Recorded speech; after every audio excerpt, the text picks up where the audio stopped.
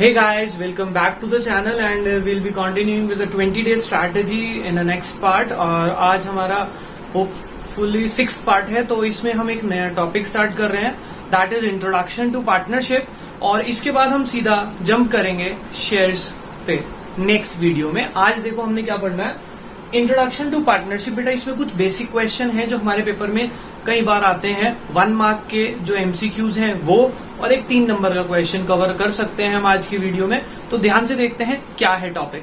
बेटा पार्टनरशिप का मतलब आप सब जानते हैं, when 2 or more persons agrees to share profit of the business is known as partnership। उसमें एक टॉपिक पे क्वेश्चन आता है, what are the rights of a partner. एक पार्टनर के पास क्या क्या राइट्स होते हैं, ध्यान से समझेंगे। अगर आप एक फर्म में पार्टनर हैं तो आपके पास क्या क्या राइट्स होंगे। मैं कुछ क्वेश्चन पूछ रहा हूं, आप बताना कि अगर आप वहां पे पार्टनर हैं क्या आपके पास ये राइट होगा या नहीं। सबसे पहला, being a partner you can interfere into the business of the firm, yes और नो। Obviously yes. क्या आप फर्म की बुक्स ऑफ अकाउंट को चेक कर सकते हैं? यस। क्या आप उसके मैनेजमेंट में पार्टिसिपेट करेंगे? यस। क्या कोई नया पार्टनर आने से पहले आप सब पार्टनर से परमिशन ले, या कोई भी एक पार्टनर अपनी मर्जी से नए पार्टनर को ला सकता है? ऑब्वियसली सर, सबसे परमिशन के बाद ही आएगा। कोई पुराना पार्टनर अगर फर्म को छोड़ के जाना चाहता है, क्या वो कभी भी जा सकता है? नो, उसको 1 मंथ प्रायर नोटिस देना पड़ेगा। आगे चलते हैं। क्या पार्टनर ने अगर फर्म को लोन दिया है उसे इंटरेस्ट देना पड़ेगा फर्म को? यस। कितना? 6% पर एनम। आगे चलते हैं। अगर किसी पार्टनर ने फर्म के लिए कोई एक्सपेंस बेयर किया, क्या फर्म वो खर्चा उस पार्टनर को रीएम्बर्स करेगी, यानी रीपे करेगी? यस। अगर उसने वो खर्चा फर्म को सेव करने के लिए सिचुएशन में किया है। कैसी सिचुएशन में? इमरजेंसी सिचुएशन में। ठीक है, तो ये कुछ राइट्स हैं जो आपको बुक में मिल जाएंगे, आपके पेज नंबर 2 पे, राइट्स ऑफ अ पार्टनर। ठीक है, वहां से एक बार रीड कर लेना, 7 to 8 पॉइंट्स होंगे, इजीली समझ आ जाएंगे। मैंने आपको बता दिया क्या क्या पार्टनर के राइट्स होते हैं। अच्छा, थ्योरी क्वेश्चन कवर हो जाते हैं इससे हमारे। अगला, who can not be a partner in a partnership firm. Partnership firm में कौन पार्टनर नहीं बन सकता? इंपॉर्टेंट क्वेश्चन कई बार आ गया। 3 लोग पार्टनर नहीं बन सकते। सबसे पहला, minor. Minor means person less than 18 years of age, जिसकी उम्र 18 साल से कम है, वो पार्टनर नहीं बन सकता। Number 2, person of unsound mind, वो भी पार्टनर नहीं बन सकता। Number 3, person disqualified by any court, जिसको किसी कोर्ट ने पार्टनर बनने से मना कर दिया। क्यों? शायद उसने कोई फ्रॉड या कोई ऐसी वॉयलेशन करी होगी लॉ की, जिससे उसको आज के बाद पार्टनर नहीं बनने दिया जा सकता, तो वह person disqualified by any court. तो ये 3 लोग पार्टनर नहीं बन सकते। एक क्वेश्चन होता है, what are the features of partnership. बेटा बहुत सिंपल है, कंफ्यूजन मत रखना। थ्योरी मैक्सिमम 3 नंबर में आती है। पहली कंडीशन लिख देना, 2 or more पर्सन, क्योंकि पार्टनरशिप एक पर्सन तो पार्टनरशिप कर नहीं सकता ना, वो तो सोल प्रोप्राइटरशिप हो जाएगी। नंबर 2, उनके बीच में एक एग्रीमेंट होना जरूरी है। दूसरा फीचर, एग्रीमेंट, जिसको हम क्या बोलते हैं? Partnership deed. तीसरा फीचर, उनके बीच में प्रॉफिट शेयरिंग रेशियो डिसाइड होना जरूरी है। ये हो गया तीसरा फीचर। तो आप ये 3 फीचर लिख देंगे। 4th लिखना है, उनके बीच में एक बिजनेस होना चाहिए। बिजनेस शुड बी लीगल और लॉफुल बिजनेस, क्योंकि इलीगल बिजनेस की पार्टनरशिप फॉर्म अलाउ नहीं करेगा। कौन? गवर्नमेंट। क्लियर? तो ये 4 फीचर हैं जो आप लिख सकते हैं। आगे चलते हैं, पार्टनरशिप डीड। इसके ऊपर फॉर श्योर आपके पास एक क्वेश्चन आएगा। 1 मार्क का भी हो सकता है, 1 के 2 भी हो सकते हैं, 3 मार्क्स का क्वेश्चन भी आ सकता है। इसके ऊपर हम पढ़ते हैं क्या होती है पार्टनरशिप डीड।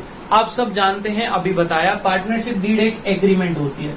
किसके बीच में? सारे पार्टनर्स के बीच में। वो एग्रीमेंट में क्या लिखा होता है? Terms and condition of the partnership, मतलब कि पार्टनरशिप में क्या क्या कंडीशंस रहेंगी वो सब लिखी होती हैं। एक पेपर होता है, उसमें वो क्या कर लेते हैं, सारे पार्टनर्स मिलके अपनी टर्म्स और कंडीशंस को डिसाइड कर लेते हैं एक प्लेन पीस ऑफ पेपर पे।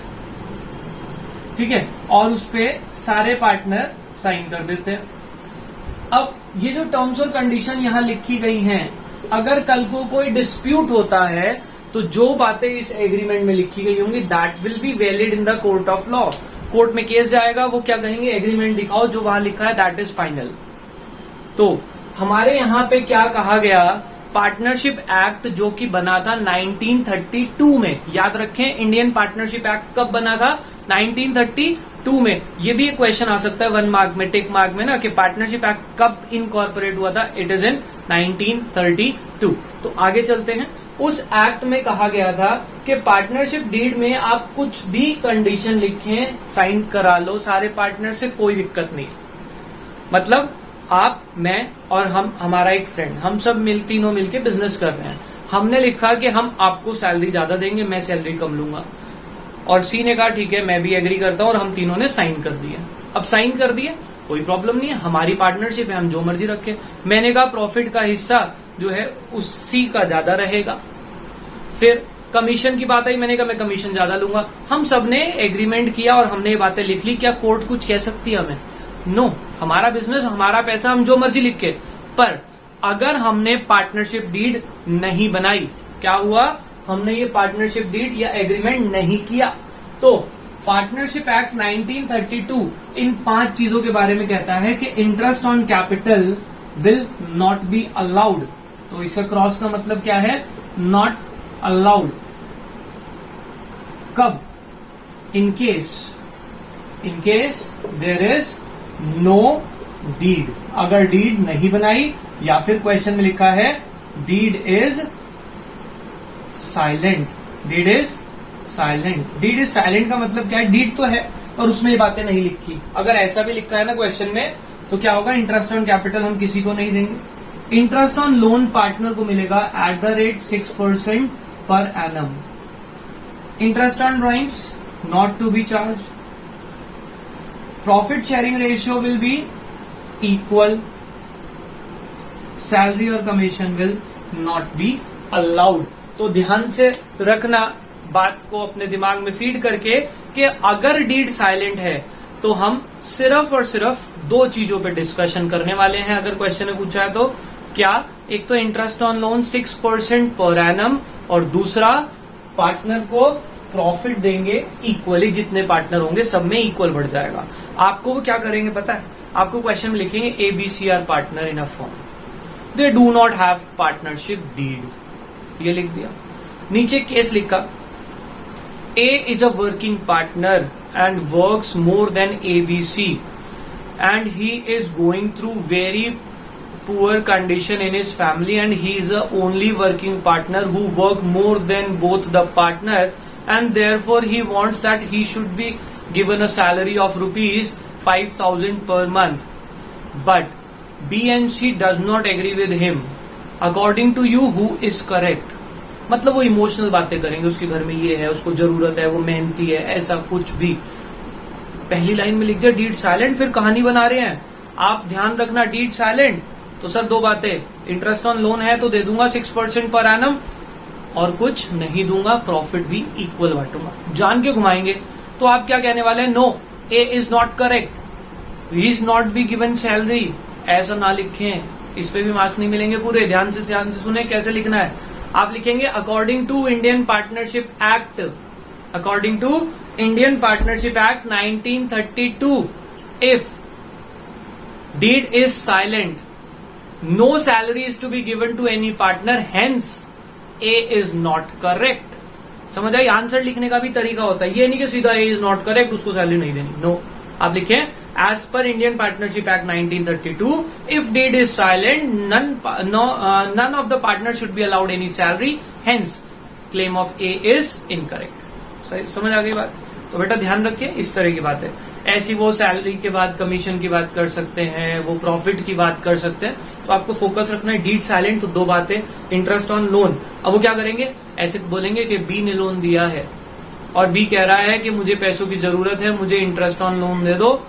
मार्केट रेट ऑफ इंटरेस्ट के हिसाब से मार्केट में रेट चल रहा है 12% पर एनम, तो ए और सी मना करते हैं। According to you who is correct, हम कहेंगे the claim of B is incorrect, because in case deed is silent interest on loan should be given at the rate 6% only. Hence we should be given loan but only at 6% per annum. तो हम ये नहीं कह रहे कि मिलना ही नहीं चाहिए, मिले और कितना 6% पर एनम के रेट से. ठीक है बेटा. चलो, तो ये तो हो गया इंट्रोडक्शन इसका, जिसके ऊपर क्वेश्चन आ जाते हैं हमारे. अगला टॉपिक जो हमारे लिए इंपॉर्टेंट है और होपफुली कभी ना कभी हर बच्चे ने किया होता है, that is profit and loss appropriation account. मैं इसके बारे में थोड़ा सा बेसिक इन्फॉर्मेशन देता हूं आपको, फिर इसको हम बनाते हैं. आप सबने ये अकाउंट जरूर बनाया होगा, बट दिक्कत क्या आती है सर, इसमें ना कुछ पॉइंट अटक जाता है. मैं देखो वहीं से बेसिक से पकड़ने की कोशिश करता हूं. ये प्रॉफिट एंड लॉस अकाउंट बनाने से पहले हमने 11th में एक अकाउंट बनाना सीखा था जिसका नाम था profit and loss account. Hopefully सबको याद होगा. प्रॉफिट एंड लॉस अकाउंट से हम निकालते ही क्या थे, हम निकालते थे टू नेट प्रॉफिट. और ये नेट प्रॉफिट कहां जाता था, इसके नीचे बनती थी सर हमारी बैलेंस शीट जिसमें होती थी कैपिटल. ये नेट प्रॉफिट कैपिटल में जाके हो जाता था प्लस. क्यों? क्योंकि वो था सोल प्रोपराइटर का. अभी मैं करा रहा हूं पार्टनरशिप, तो ये प्रॉफिट एक ओनर का तो है नहीं, अब तो पार्टनर है और सारे पार्टनर ओनर है. इसीलिए जो नेट प्रॉफिट निकलता था ये जाएगा प्रॉफिट एंड लॉस एप्रोप्रिएशन में, क्रेडिट साइड में. क्योंकि वर्ड एप्रोप्रिएशन इसका मतलब ही होता है डिस्ट्रीब्यूशन. इंग्लिश में अगर आप ढूंढेंगे तो profit and loss appropriation account बनाया. क्यों बनाया? वो प्रॉफिट पार्टनर्स के बीच में डिस्ट्रीब्यूट करने के लिए. ठीक है. अब इस पीएनएल अकाउंट में सारे खर्चे होते थे पर पार्टनर के खर्चे नहीं होते थे, क्योंकि वो जो हमारी अकाउंटिंग होती थी वो सोल प्रोपराइटर के लिए होती थी. ठीक है. आप पार्टनरशिप करनी है तो पार्टनर के सारे खर्चे हम इसमें लिखेंगे. तो आपको कहीं ना कहीं ये फॉर्मेट याद करना है. ये नेट प्रॉफिट से शुरू हुआ, बाय इंटरेस्ट ऑन ड्रॉइंग्स. सिर्फ एक चीज आएगी क्रेडिट में. डेबिट में हमारे पास कितनी चीजें आ रही हैं? In total 4. पहली इंटरेस्ट ऑन कैपिटल, दूसरी सैलरी, तीसरी कमीशन, चौथा रिजर्व. तो अगर मैं बात करूं सैलरी एक ही आएगी, जरूरी नहीं है दोनों की हो सकती है, कमीशन भी दोनों की हो सकती है. रिजर्व क्या होता है सर? रिजर्व होता है प्रॉफिट का वो हिस्सा जो हमने सेव कर लिया. अभी क्या करते हैं, क्वेश्चन में ना आपको देके रखते हैं ए और बी दो पार्टनर है, उनकी प्रॉफिट शेयरिंग है 3-2, उनकी कैपिटल है 1 लाख 2 लाख, फिर नीचे देंगे interest on capital eight the rate this, salary इतनी देनी है, कमीशन इतनी. तो देखो बेटा ये क्या करते हैं, सैलरी दोनों की हो सकती है, कमीशन भी दोनों की. रिजर्व क्या होता है? रिजर्व मैंने आपको बता रहा था, रिजर्व का मतलब होता है प्रॉफिट का वो हिस्सा जो हमने फ्यूचर के लिए सेव कर लिया. तो ये हमने यहां लिख दिया. ठीक है. ये रिजर्व लिखने के बाद हम क्या करते हैं, इधर का और इधर का टोटल करते हैं. अच्छा, ये जो इंटरेस्ट ऑन कैपिटल है इसका टोटल बाहर आता है. ए की सैलरी, बी की सैलरी, रिजर्व. ये प्रॉफिट इधर आ गया, इंटरेस्ट ऑन ड्राइंग टोटल बाहर आ गया. इसका टोटल किया, इसके टोटल में से ये टोटल माइनस किया. इधर अगर बच गया, मान लो ये 1 लाख है, ये 80,000 है, तो इधर बच गया ना, इधर कम है तो बड़े वाले में से छोटे वाला माइनस किया. इधर कम आया तो लिखेंगे 2 profit transfer to A's capital account, B's इज कैपिटल अकाउंट. और अगर सिमिलरली उधर कम आता तो मैं क्या लिखता, बाय लॉस ट्रांसफर टू. यहां लिखता by loss transfer to A's capital account, B's इज कैपिटल अकाउंट. ठीक है बेटा. तो अब ध्यान से सुनेंगे, हमारे को ये तंग क्या करते हैं, क्वेश्चन में इंटरेस्ट ऑन ड्राइंग्स ना देके ड्राइंग्स दे दी, ड्राइंग्स पे इंटरेस्ट निकालना पड़ेगा. हम इंटरेस्ट ऑन ड्राइंग्स का टॉपिक सीख चुके हैं. उनमें से कोई भी मेथड हो सकता है. इंटरेस्ट ऑन ड्राइंग्स निकाला, यहां लिख दिया. इंटरेस्ट ऑन कैपिटल निकाला, यहां लिख दिया. सैलरी क्या करेंगे, मंथली दे दी 5,000 पर मंथ, तो पूरे साल की लिखेंगे 60,000. ऐसे बी की कमीशन लिख देंगे, जितने परसेंट का उन्होंने कहा 10% ऑफ द प्रॉफिट. ये प्रॉफिट गिवन होगा क्वेश्चन में, इसका 10% निकाल के रख देंगे. ऐसे रिजर्व गिवन होंगे, फिर वो टोटल करके डिफरेंस.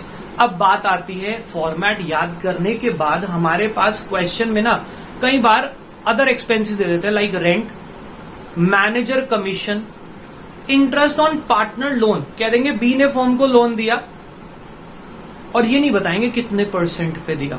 तो अभी बताया ना कि अगर लोन दिया हो और रेट ना बताया तो कितना परसेंट लेते हैं. हाँ जी, very good, 6% per annum. 6% per annum. मान लो उसने 50,000 का लोन दिया था, 50,000 के ऊपर 6% जितने महीने के लिए दिया, मान लो लिखा उसने 1 अक्टूबर को दिया या 1 नवंबर को दिया. 1 नवंबर को दिया तो कितने टाइम हुआ ईयर एंड तक, नवंबर, दिसंबर, जनवरी, फरवरी, मार्च, यानी कि 5/12. तो आप ऐसे कैलकुलेट करेंगे, या अगर मैं इसको सिंपल करने के लिए थोड़ा सा 6/12 ले लूं तो ये 3000 हो जाएगा। अब बात आती है सर ये इंटरेस्ट ऑन लोन, और आपने सर बताया मैनेजर कमीशन, या क्वेश्चन में रेंट दे दिया, ये कहां शो करना है, ये तो क्वेश्चन में है ही नहीं। आपको ये फॉर्मेट अगर याद है ना बेटा, this is the perfect way to solve the question. PNL appropriation का करने का यही तरीका बेस्ट है। यहाँ प्रॉफिट लिख के याद करो, इधर इंटरेस्ट ऑन ड्राइंग, इधर interest on capital, salary, commission, reserve, ठीक है। इसके अलावा कुछ भी दिया है, इसके अलावा कोई भी खर्चा दिया है, जनरली ये 3 देते हैं, interest on loan, manager commission, rent. इसका क्या करते हैं, इसको हम प्रॉफिट में से सीधा माइनस करते हैं। यहाँ नेट प्रॉफिट लिखेंगे minus interest on loan, minus manager commission, minus rent, जो भी दिया हुआ है खर्चा, यहां से माइनस करेंगे और सीधा जो आएगा वहां लिख के क्वेश्चन को सॉल्व कर देंगे। नॉर्मली यहाँ पे वो लिख के अपनी अपनी ट्रांजेक्शन, यहाँ प्रॉफिट, इधर आया तो लॉस, ठीक है। एक तो ये पॉइंट डिस्कस करने वाला होता है। एक क्या होता है बेटा, ध्यान से समझेंगे, एक ये क्या करते हैं, आपको देते हैं net profit of the firm after partners,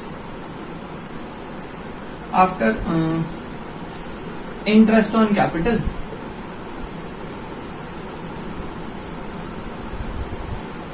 but before salary is ₹2 lakh. इसका मतलब क्या है, क्वेश्चन में जो नेट प्रॉफिट है वो 2 लाख है, यहां 2 लाख लिख दूं क्या? नहीं बेटा, ध्यान से सुनो, क्या लिख दिया इन्होंने, profit of the firm after, after मतलब बाद में, किसके बाद में है, इंटरेस्ट ऑन कैपिटल के बाद।